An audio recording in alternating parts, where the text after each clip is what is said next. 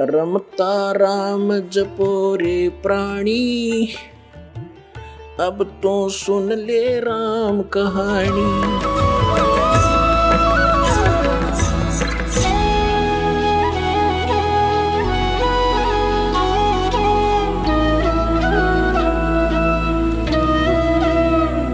एक माई थी, उसका संतान ना हुआ थी। एक सिद्ध पुरुष था, उससे अर्ज करी। उस सिद्ध पुरुष ने कहा कि माई प्रथम संतान मुझे दे देना, तुझे और भी संतान उत्पन्न होंगी। माई ने प्रॉमिस कर लिया, उसके प्रथम पुत्र उत्पन्न हुआ। उस पुत्र को माई ने जब वो 1-2 वर्ष का हो गया, 2-3 वर्ष का ठीक सा अपने आप घूमन फिरन जोगा हो गया, तो उस संत को दे दिया। उस संत ने उस बच्चे को ऐसा सुरक्षित रखा कि कहीं इसको समाज की बकवादों की भनक ना पड़ जावे, इसका कोई बुराई घर ना कर जावे, तो उसने बच्चे को आश्रम से बाहर नहीं जाने दिया। उधर से उस माई को कन्या उत्पन्न हुई, पुत्र उत्पन्न हुआ, अन्य वो भी सुखी रही, जिस सुख को ये सुख मानते। वो एक बार क्या हुआ, क्योंकि वहाँ आश्रम में पहले विशेष कर ये धारणा थी कि भक्ति तो बुढ़ापे में किया करें, लेकिन ऐसा धारणा ठीक नहीं थी। लेकिन इस कथा के आधार से बताना पड़ता है। तो उस आश्रम के अंदर वृद्ध औरतें जाती थी, एज्ड, और एज्ड पुरुष ही जाते थे।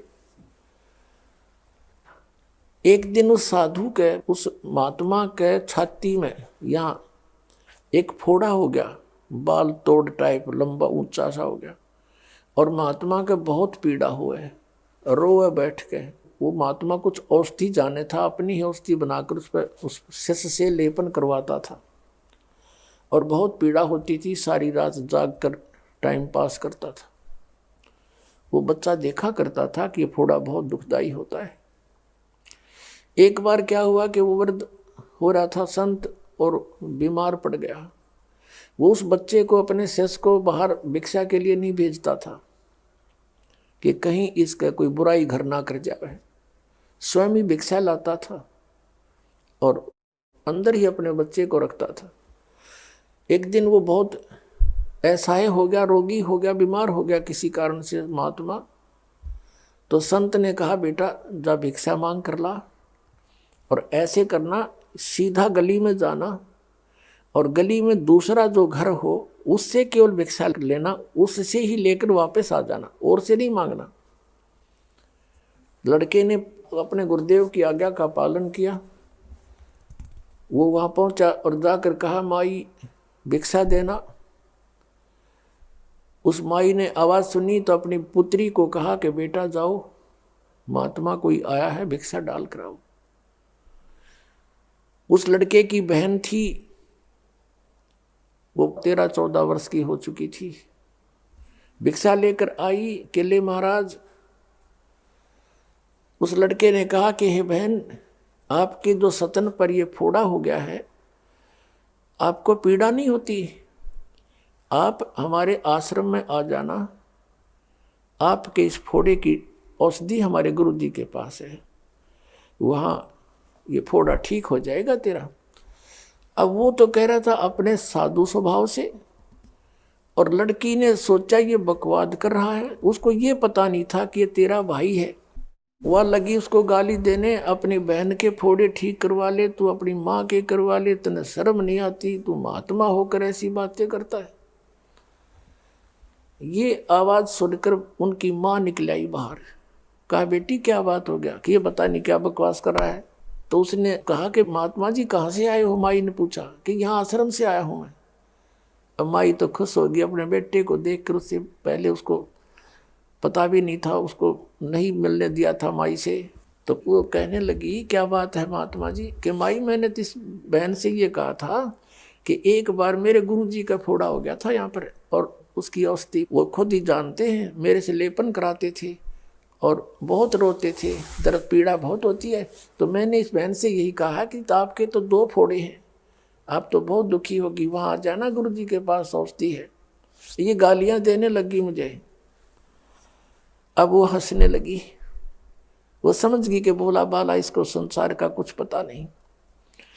तब उसने बताया कि महाराज जी ये फोड़े नहीं है, इस बेटी का विवाह करेंगे, इसके संतान होएगी, और संतान जब होएगी तो फिर इन सतनों में दूध आएगा उस बच्चे के लिए, परमात्मा इनमें दूध भर देगा और बच्चा दूध पिया करेगा इसका। संत ने पूछा कि माई कब विवाह करोगे? कभी 2-3 वर्ष में इसका विवाह करेंगे। संतान कब होगी? कि 1-2 वर्ष के बाद फिर संतान भी दया करेंगे प्रभु। अच्छा तेरा गजब भैया, भगवान इतना ध्यान रखता है कि अब बच्चा होगा 5-6 वर्ष के बाद, और व्यवस्था पहले कर दी उसकी आहार की, वही पटक दीवा जोड़ी, जो थैला ले रखा था आटा मांगने का वही पटक दिया। जब परमात्मा हमारी इतनी केयर टेक करता है, उसने एडवांस हमारी चिंता है, और हम ये दाने मांगते फिरे, वही पटक दिया। अर्जा बैठा अपने आश्रम में, उधर से उस माई ने बताया कि बेटी ये तेरा भाई था जो संत ने मांगा था हमसे, और उसी की देन हो तुम भी, और ये तेरा दूसरा भाई भी। और इसको पता नहीं था बच्चे को, ये कोई दुर्भावना से नहीं आपसे बातें कर रहा था। अब उधर से उस महात्मा ने पूछा कि बेटा कुछ मांग कर लाया? अगर नहीं गुरुजी। क्या बात होगी? महात्मा ने सोचा बालक है, किसी ने कुछ कह दिया होगा, नया नया गया था, थैला वेला कहाँ डाला, पटकाया मुँह थैले को।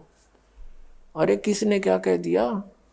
कि कहना नहीं महाराज जी, जब भगवान हमारा इन एडवांस केयर कर रहा है तो आज हम मांगते फिरेंगे? तो जब माँ के पेट में और माँ के बाहर आने से दूध दे रहा है, हमारे पहले व्यवस्था किए बैठा है, तो महाराज जी यहाँ भी तो देंगे हमें, डेरे में क्यों नहीं देंगे वो? अब महात्मा इतना विवेकशील नहीं था। ये तो कहते हैं पिछले तप से होते हैं पूर्ण हंस मुराद, पिछले संस्कारों से ऐसी दृढ़ता आती है। अब महात्मा ने सोचा यू नकमा आप भी भूखा मरेगा और मन ने भी मारेगा। अब वो महात्मा अलाचार बैठ गया, ठीक से भाई नालायक आ गया तू मेरे पास। इतने में गांव में मालिक की कृपा देखो, कहते हैं 100 छल छीदर मैं करूं। ऐसे ही किसी घर में जा करके चर्चा चला दी कि भाई ऐसे ऐसे एक महात्मा का शिष्य आया था, और कोई उसकी कई कवा सुनी होगी, और वो आड़े थैला भी फेंक गया, आटा ना ले गया आश्रम में, और महात्मा और वो बालक दोनों भूखे बैठे हैं। अब जिस भी घर ने ये चर्चा ये बात सुनी, उसी ने तुरंत खाना बनाना शुरू किया, बढ़िया रोटी खीर सब्जी बना के, और ले का आश्रम की तरफ चल पड़े।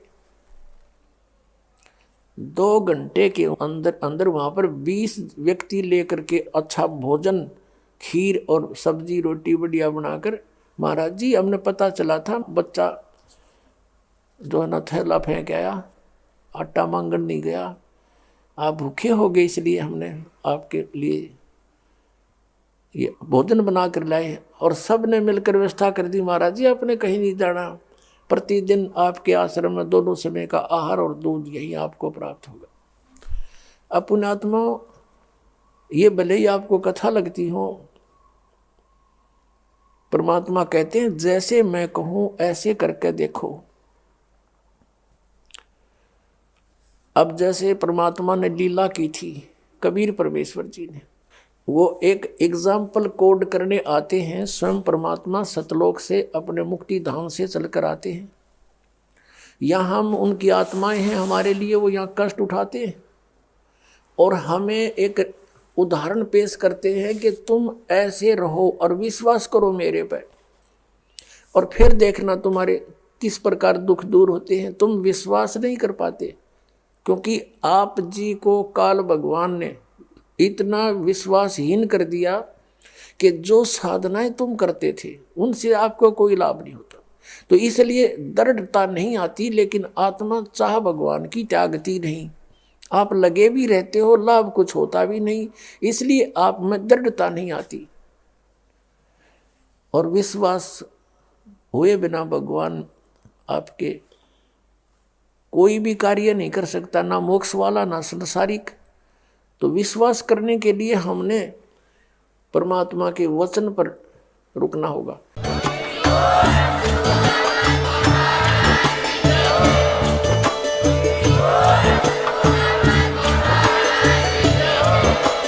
आप सुन रहे थे जगत गुरु तत्वदर्शी संत रामपाल जी महाराज जी के मंगल प्रवचन। अधिक जानकारी के लिए विजिट कीजिए हमारी वेबसाइट www.jagatgururampalji.org। संत रामपाल जी महाराज जी के शुभ आशीर्वाद से पूरे विश्व भर में 500 से भी ज्यादा नाम दीक्षा केंद्र हैं, जिन पर संत रामपाल जी महाराज जी द्वारा ऑनलाइन निशुल्क नाम दीक्षा दी जा रही है। अपने नजदीकी नाम दीक्षा केंद्र का पता करने के लिए संपर्क करें 8222880541।